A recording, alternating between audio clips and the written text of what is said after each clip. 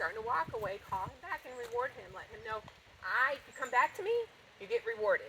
And what we find is if you ever have them on a longer line, and as they speed up to get to you, that's when you mark that behavior. Benny, Benny, Benny! Yes, nice! Yeah, I just want to be near Tim. I just want to be near Tim.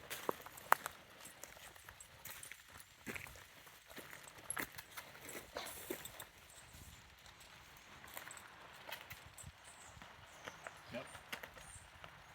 Benny, Benny, Benny! And I dropped some food over there, didn't I?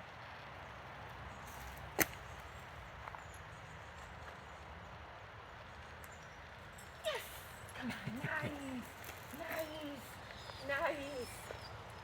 Much easier when you don't have all your hands fumbling Right. everything.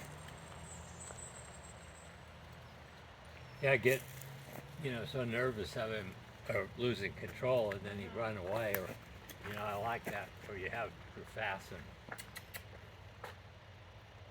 There's like little pieces of food everywhere. Yeah. I'm finding all of them.